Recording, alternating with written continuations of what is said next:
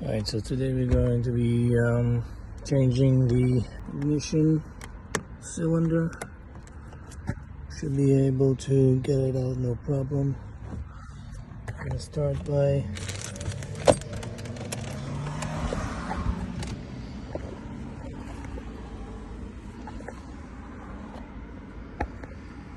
putting this tool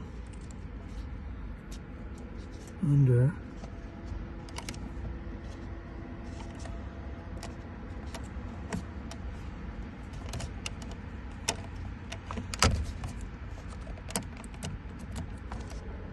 and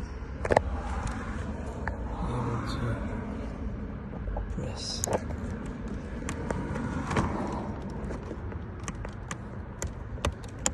the sidebar and get it out. So get this to stand still.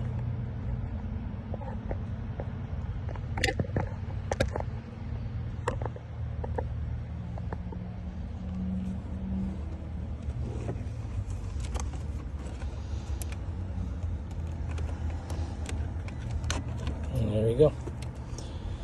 And it came right out. So this is going in here and pressing down on the sidebar.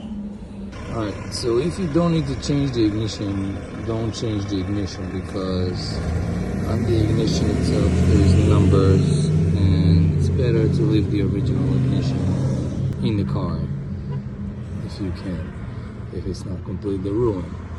In this case, the ignition is not ruined.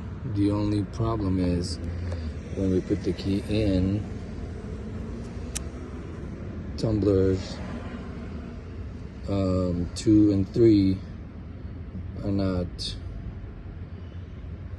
aligning right. So you see, this is the second one, this is the third one, so they're not aligning right, so it doesn't let the ignition cylinder to turn. So we're going to change that and put it back in, cut a key, and call it a day.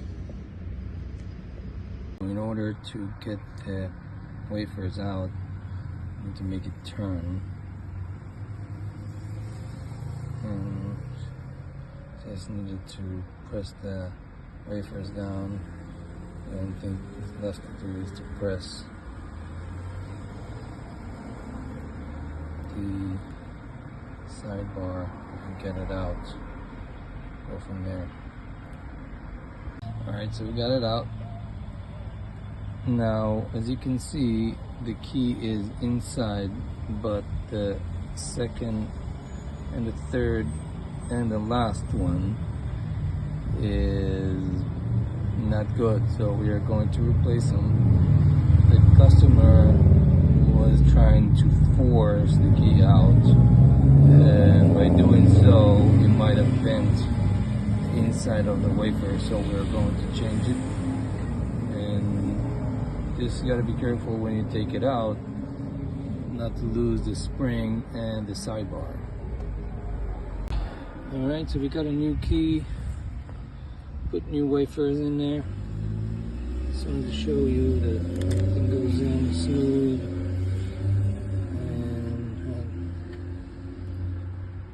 going great. And it's got the still got the numbers. We don't have to change the ignition cylinder. We just gotta put it back in, program the key, and call it a day. Alright, so the ignition is back in. That's the new key.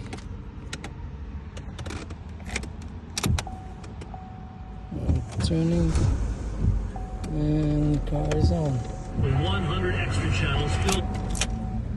Smooth.